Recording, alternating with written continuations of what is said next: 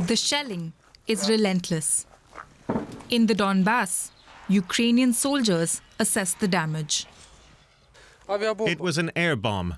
The Russians dropped an air bomb. Ukraine's industrial heartland is the current focus of Russia's onslaught. Its defense, a heavy responsibility for these soldiers. It is a very dreadful and difficult fighting. Perhaps it's one of the most difficult battles during this war. I am thankful to each and every one who is defending this region. To a great extent, the fate of our Donbas is being decided there now. Some soldiers, though, are frustrated by the presence of the civilians who refuse to leave. We ought to be able to do our job as fighters, but instead we're having to make sure civilians don't get killed. That's how we lose battles. Leaving, though, is not easy. In this city in Donetsk, residents are tired of spending most of their days in basement shelters. But they say they don't have an option. Where do they wait for me? Tell me, how should I leave my 85-year-old mother? Who do I leave her with? She would not move out of here. No way.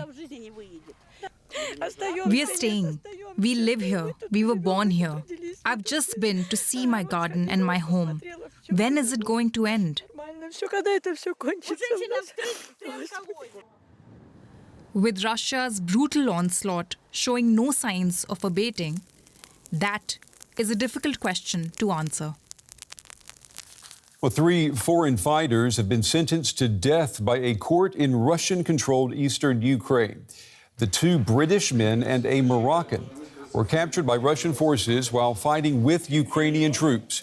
After a 3-day trial, the trio were convicted as acting as mercenaries as well as other alleged crimes. The UK has slammed this verdict, saying the Geneva Convention prohibits prosecution of prisoners of war.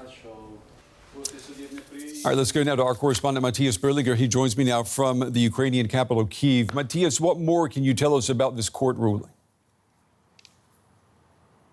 Yeah, it's these 3 citizens. They're the first ones to be sentenced in one of these courts. Of course, it's not recognized by the Western governments and by all the governments that do not recognize the republics that have put this case on trial.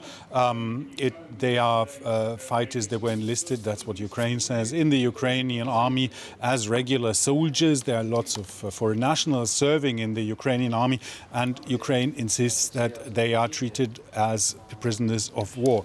Now, there is a bit of let's say, there are many news and many propaganda items about foreign fighters. It seems that the Russian propaganda has focused on them recently, and that might be part of the story here.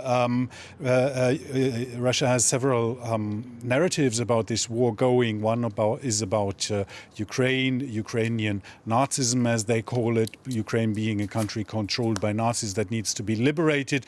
And the other one is about a fight against the West, and as results with taking control of Ukraine, overthrowing the Ukrainian government, are very far now from reach for Russia. They have focused a little bit on these Western fighters. There's been more reports about them on Russian TV, and that might be one of the reasons why this trial has been held now, being basically portraying them as mercenaries and sent by Western countries.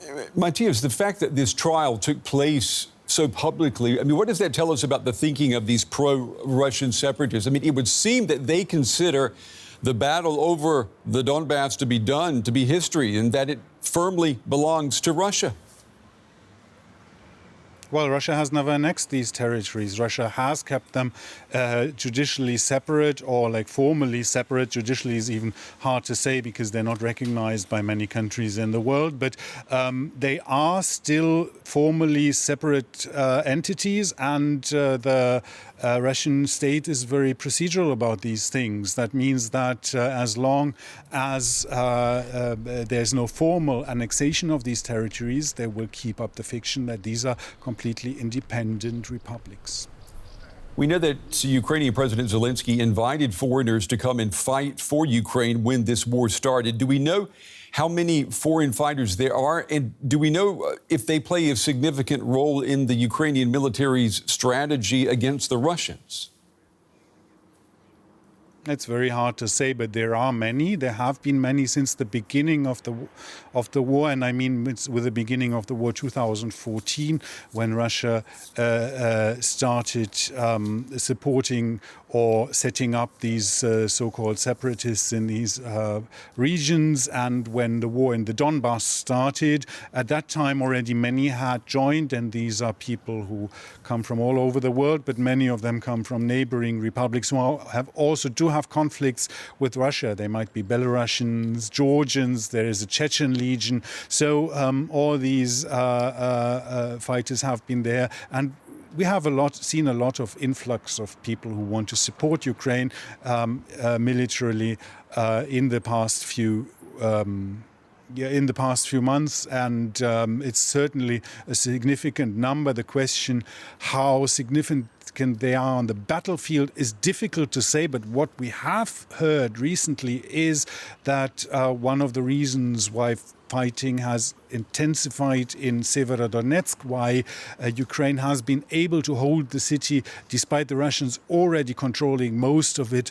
One of the battalions or some of the troops that have been sent in, they were foreign fighters, so they might have some of them might be quite well trained, others might be a little bit less well trained and less well formed, because all of them have just recently joined with different experiences. So there are quite a few problems with these fighters in the military perspective as well. Our correspondent Matthias Berlinger with the latest tonight from Kyiv. Matthias, thank you. As the war has largely shifted to the east of Ukraine, many who fled Russia's invasion around the capital, Kyiv, well, they're now going back to try and rebuild. Ukraine says that some 2 million people have returned home in recent weeks, some returning to places now synonymous with atrocities committed by Russian troops. DW's Jan-Philipp Schultz reports.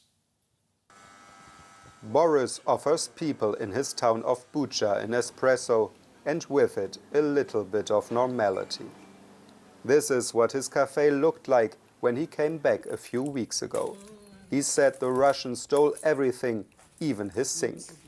Nearly everything is working again now. He's just missing a few windows. I crossed like broken bridge to go to the Kiev to get coffee, to get milk, to get some cookies. After first guest come over here, and they said like, oh my gosh, you're the best, you open, we need it, I miss the coffee. Next door, the block of flats is still standing, but is badly damaged, hit by several rockets or mortars. Some people are returning here too, keen to try to reunite their families and rebuild their lives. Elvira is one of them. She fled just after the war started, taking her 2 small children to safety in Poland. She got back home just a few days ago. Many people warned me, saying we should stay abroad for longer, but it was my decision. I just realized that this conflict, this war, could drag on for years. Sooner or later, I had to come home. She and her husband Mykola were lucky. They only lost a window.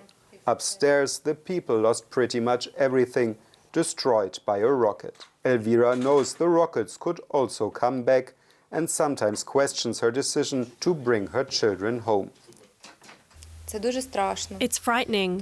When you hear about new bombings, you immediately think, where could I run to? How do I save the children?